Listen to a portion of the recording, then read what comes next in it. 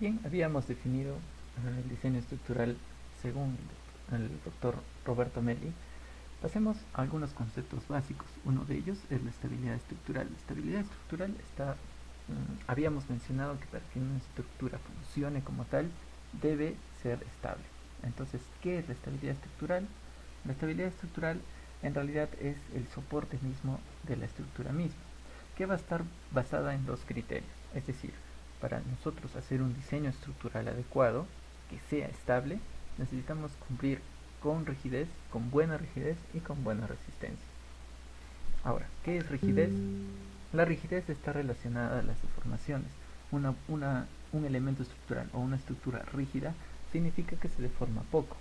Se deforma poco o se deforma lo necesario, ¿no? Sin afectar a los ocupantes o a los usuarios. Y una buena resistencia quiere decir con esfuerzos por debajo de los que resiste los materiales o los elementos que componen la estructura. Entonces, una estructura estable es una estructura rígida y es una estructura resistente. ¿Ya? Estos conceptos son básicos y este cuadrito nos ayuda mucho a aunar estos conocimientos, ¿no? Rigidez relacionado a deformación y resistencia relacionado a esfuerzo. Pasemos a otro concepto que vamos a denominar ductilidad. La ductilidad es la capacidad que posee un material para deformarse más allá del rango elástico sin pérdida significativa de resistencia. Es decir, la ductilidad es la propiedad que permite a un material deformarse mucho y que no pierda resistencia. Al decir deformación, una gran deformación, entramos a este rango inelástico donde el material ya no va a recuperar su forma inicial, sino que se va a quedar deformado, ¿no? Pero aún así no pierde resistencia. Este es un material dúctil. Si de repente no se deforma mucho y llega al fallo, hay fallo del elemento, entonces no es un material dúctil. También si se deforma mucho y pierde resistencia, pierde demasiada resistencia en uno de sus sectores, entonces este material tampoco es muy dúctil. Bien, conocidos estos conceptos, bueno, la ductilidad y la estabilidad nos ayudan a definir las estructuras sismorresistentes.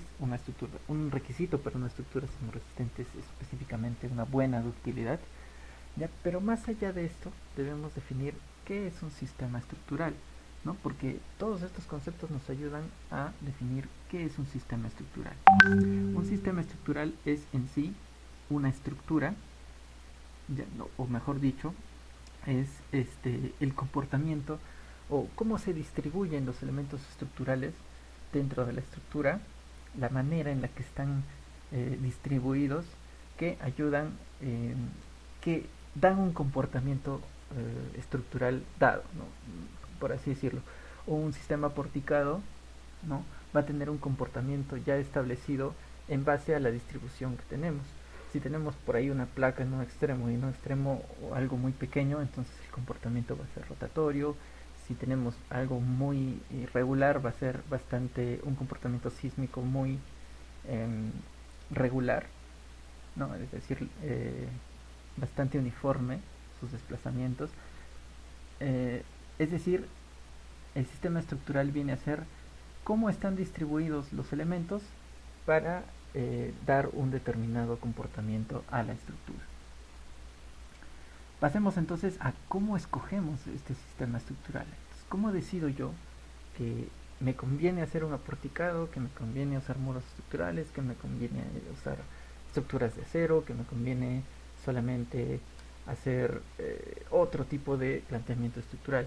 ¿Cómo escojo esto? Bueno, existen diversos criterios. Uno de ellos es como el que se indica en pantalla, que es la funcionalidad. La funcionalidad significa que una estructura debe ser concebida en base al uso que se le va a dar, ¿no? Tenemos en el lado izquierdo una vivienda, ¿sí? Una vivienda. Entonces el uso para viviendas de repente hace que yo utilice un sistema de albañilería, ¿no?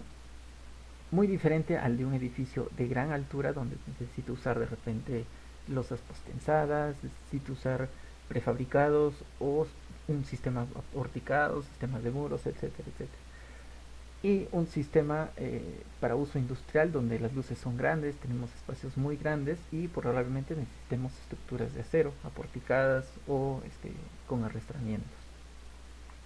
Entonces la funcionalidad va a definir, va a ser un criterio a tener en cuenta para escoger el sistema estructural. Otro criterio es el confort. ¿Qué es confort? Ahí está el confort. Vemos a una persona que está en su vivienda. ¿Y qué quiere una persona para su vivienda? Quiere buena ventilación, quiere buena radiación solar. Eh, ¿Qué más?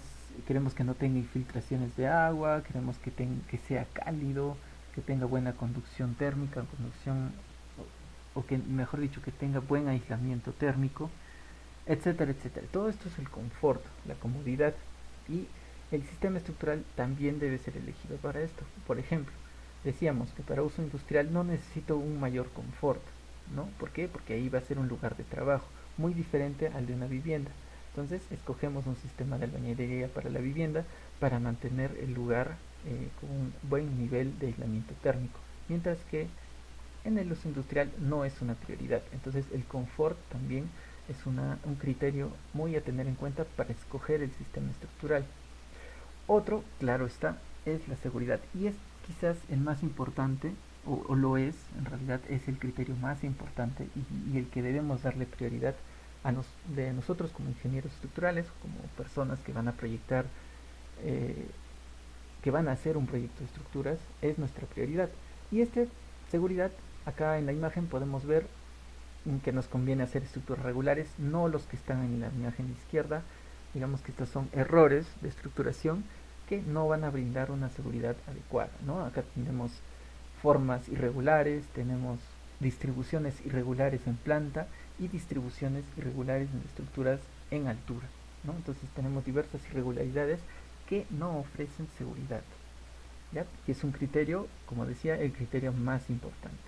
Otro criterio a considerar es el urbanismo, es decir, no es lo mismo construir en una ciudad como la de la izquierda, creo que es Trujillo, o bueno, no estoy seguro, no es seguro construir en esta ciudad pequeña, no muy urbanizada, no tiene edificios grandes, que construir, por ejemplo, en la ciudad de la derecha, ¿no? Donde vemos edificios grandes, calles amplias, vías, grandes vías, autopistas enormes, no es lo mismo, ¿no? Entonces hay que considerar esto, ¿no? Que es la diferenciación del urbanismo que también puede afectar el escoger nuestro sistema estructural.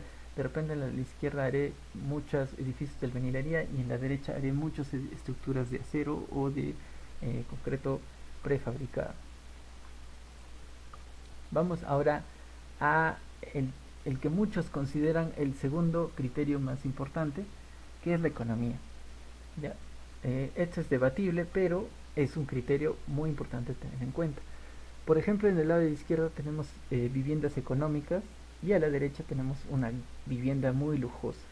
¿Ya? Viviendas en el lado izquierdo de labor social incluso, ya que como pueden ver tiene muros delgados, incluso de utilidad limitada, mientras que en la derecha tenemos lujos, acabados especiales, en la izquierda no tenemos buenos acabados, pero más allá de los acabados, aquí lo importante es el escoger el sistema estructural. En la izquierda escojo de utilidad limitada tal vez o albañilería, mientras que en la derecha puedo escoger prefabricados, puedo escoger concreto armado netamente, puedo hacer un búnker incluso si es que es un requerimiento de la persona, del cliente final.